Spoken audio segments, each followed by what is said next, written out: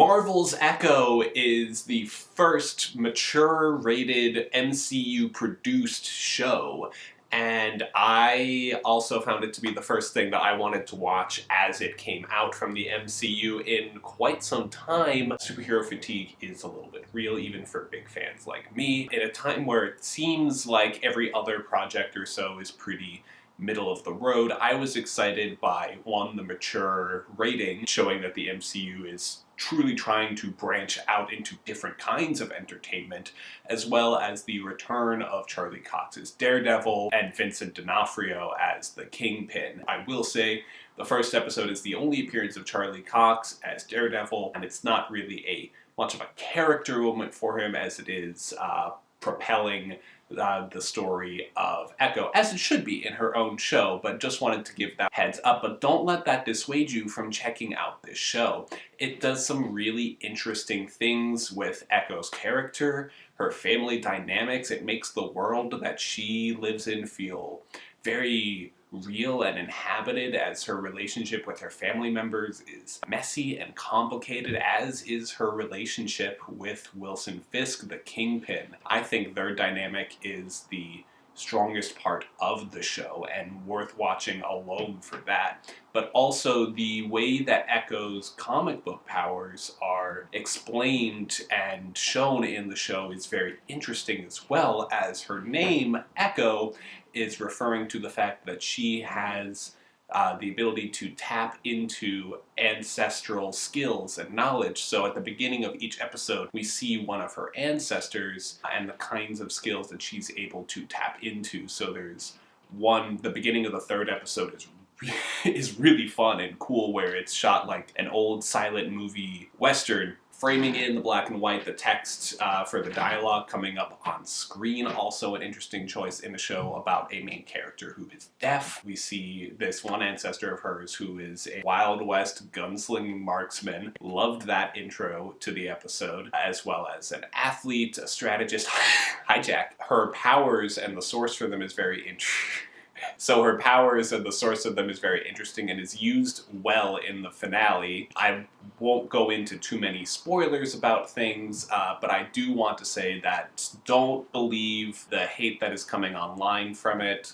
It's sad, but I think we kind of could have known that a woman-led show is going to get this kind of hate. 2, a woman of color. 3, an indigenous woman, and especially in a show that focuses on some of this indigenous culture and mythology even, that's kind of woven into farther back down the line in her ancestral heritage. And also a deaf main character, a disabled main character. This show really is just going to be the target for a lot of unfounded hatred, so please don't let that dissuade you from giving this show a shot. I definitely think it's worth it. This show overall is good. My biggest issue with the show, I enjoy the first episode. I think is really good. It establishes the character, it establishes her history. If you didn't watch Hawkeye, where her character was first introduced in the MCU, it catches you up on everything that you need to know about her from the Hawkeye show. What it doesn't do effectively is go from the ending of the Hawkeye show to where they wanted the Echo show to start well at all. Even having finished the whole series, I still don't understand fully how certain pieces got into place for the Echo show to happen. I can accept it. It's not like it's all so outlandish that I'm like, how, what? But it's enough that it made me, especially in the second episode where she was doing her train heist, it made me go, why are you doing this? I get it. Like, I'm not stupid. I'm a pretty literate media watcher. But I still feel like there could have been more put in to really get us from point A to point C. They kind of just skipped to the point B. And again, I'm not a stupid, illiterate media watcher. I don't need everything to be spelled out for me. But some details, I guess minor spoilers for the conclusion of the Hawkeye show. How did Kingpin's men know that Maya was the one that shot Kingpin. No one else was around. Therefore, why is Maya on the run? Why does she feel the need to take down Fisk's criminal empire? Or what? Or why does she want to become the leader of her own criminal empire? And I don't know which one of those is her motivation at the beginning of the show, but neither is very well explained. And not even a full episode, but just an extra 15 minutes would have answered most of those questions. There were a couple other questions that for me came up throughout the course of the show, like Biscuits.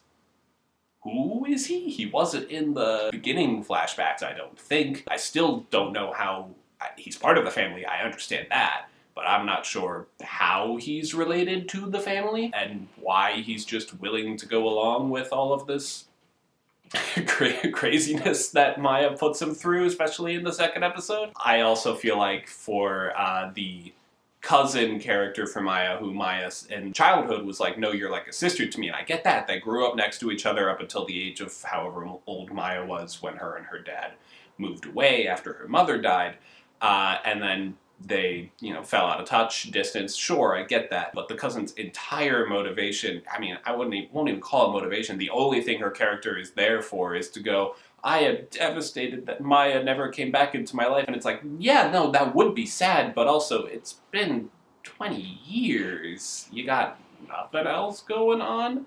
I just felt like more could have been done with her character. But those are really my only gripes about the show. The fight scenes are excellently done. Especially, I loved watching the fight between Echo and Daredevil in the first episode. It just made me smile and giddy because they did not underpower Daredevil. For those who are like, oh my gosh, there's no way she should have been able to fight Daredevil. Did you watch the Daredevil show? He's a dude.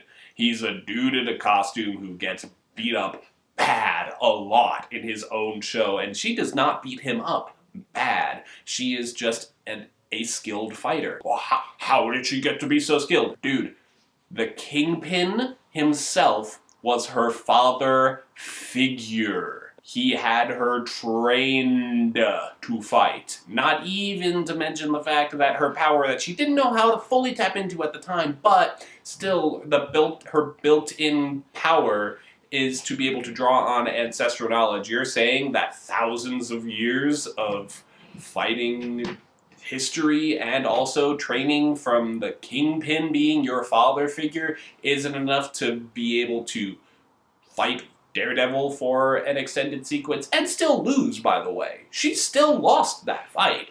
But the fact that she held her own is what was impressive to Kingpin as she was out on this first mission proving herself. So I think it was done effectively, very well. It made me smile to see some good Daredevil action.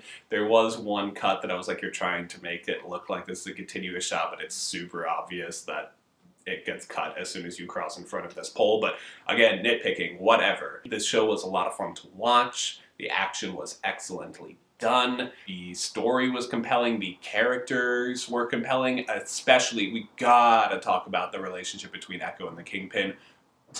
Excellently done. The fourth episode, where we really dive into that, phenomenal. Worth the price of entry alone just for that episode. I really enjoyed it. I enjoyed the path that it sets Kingpin's character on for the future, as he's probably going to be the main antagonist of Daredevil's show when that eventually comes up. So I'm very excited for everything that is set up on the ground level MCU kind of stuff, especially seeing the beginning stages of what Kingpin's next big plan might be. I think this show is definitely worth checking out. It was very interesting to watch. These character dynamics, the fight scenes were fun, the action was fun. That's my review on Marvel's Echo. Let me know what you think of Marvel's Echo down in the comments below. Have you checked it out? If you want to check it out, and also if you want to see a little bit more Daredevil stuff, you can click right here, or something else for you right here.